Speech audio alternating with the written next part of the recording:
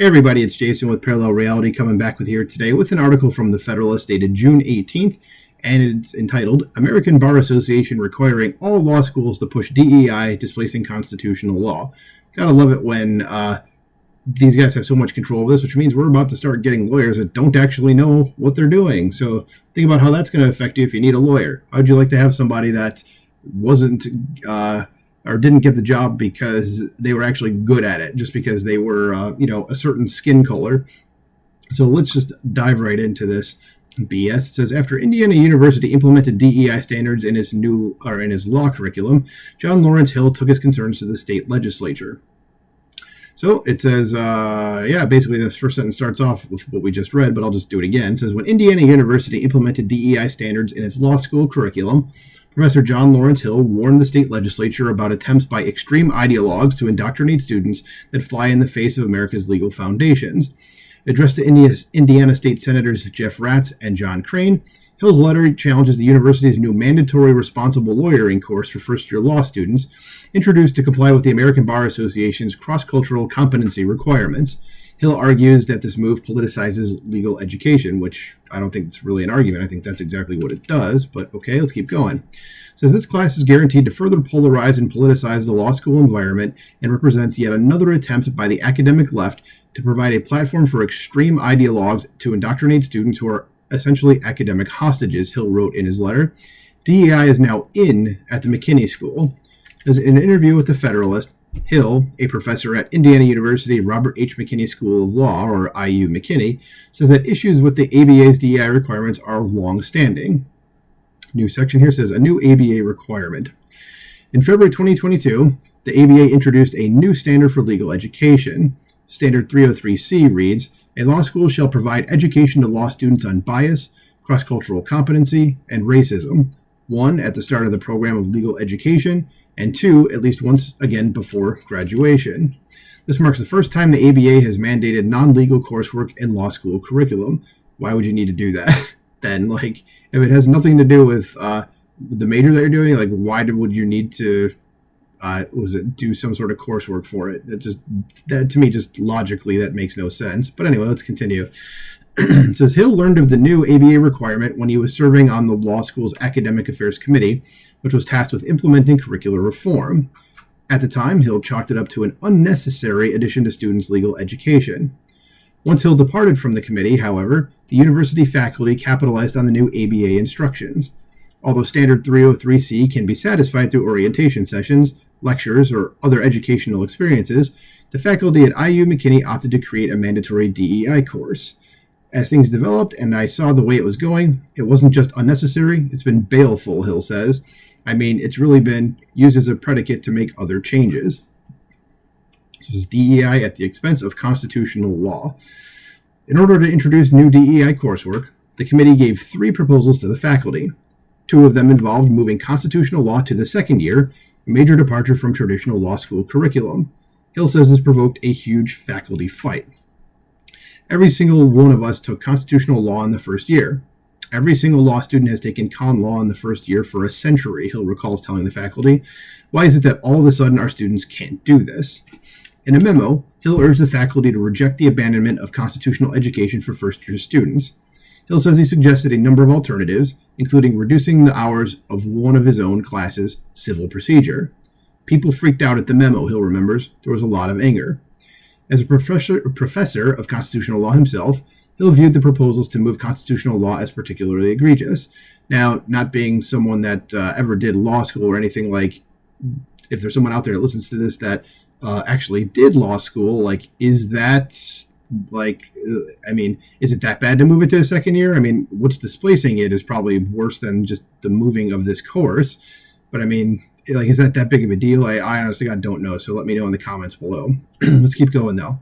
So I believe that the real reason for throwing constitutional law out of the first year is plainly ideological, Hill wrote in his letter to state senators. Our Constitution enshrines and projects the values of liberty, individuality, and equality under the law. Not cutting that out. It says these values, which have served our nation for over 235 years, fly in the face of the DEI paradigm.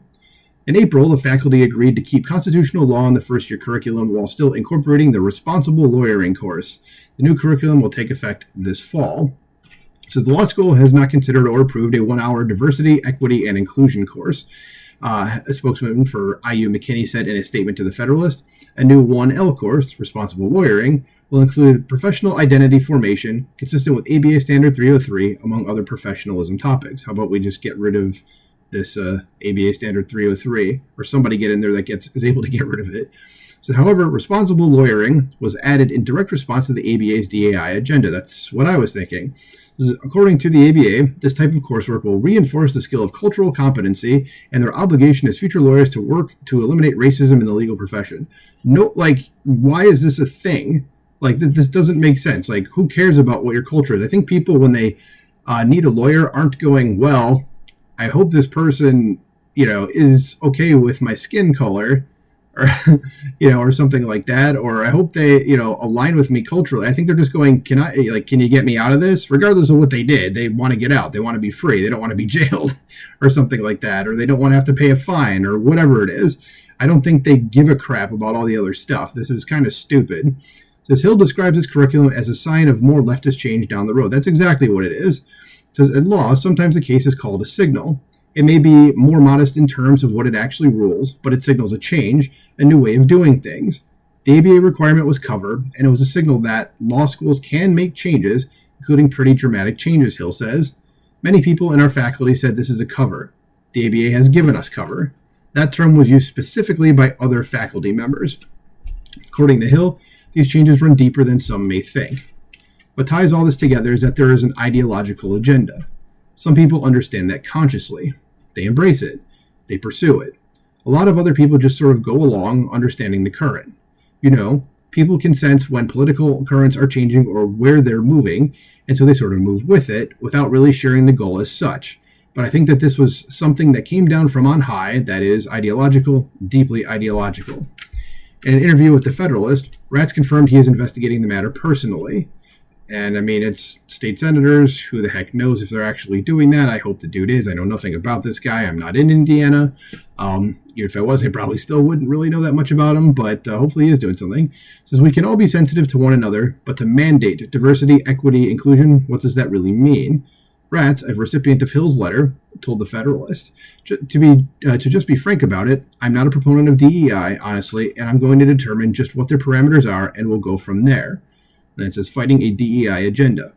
Hill sent his letter to Ratz and Crane on Saturday afternoon. The senators are members of the Indiana Senate Education and Career Development Committee, and Hill hopes making them aware of the situation could lead to action. I have taught at McKinney for 21 years. I love the school and I love our students, Hill wrote. I hope that there might be something that you and your colleagues in the Indiana House and Senate might be able to do to respond to these developments. Yeah, ban DEI. That's what you need to do. In the meantime, his concern is primarily for the quality of education at IU McKinney. When I started teaching, I was middle of the road. I wasn't, a wild-eyed progressive, but I wasn't a libertarian or conservative either. I tried to kind of find the middle way, but I started to see the extent to which our textbooks, the way people teach classes, who gets tenure, who's elevated, there's so much of politics in it, and that's a problem. It shouldn't be like that. Today, Hill says he still has hope for the law school and for Americans. The most important thing is that you get everything accurate, Hill told the Federalist. I think once people know, it makes it harder for the powers that be to continue to advance these causes. Everyone is aware of what's going on. People are smart. Americans are smart. Once they're aware of what's going on, how it's going on, it removes the cover for people who are trying to essentially push these values, these courses. Yeah, all right. Yeah, DEI should not be anywhere near, any profession. Okay, because as I've said before, there's a competency crisis coming. I've said this in many other videos. And this is just another example that, it's infecting everything, and it's bad. It's going to you're going to have people doing things that they are not qualified to do. That's really what it amounts to. So let me know what you think about this in the comments below. Like, share, subscribe, and I will talk to you soon. Bye.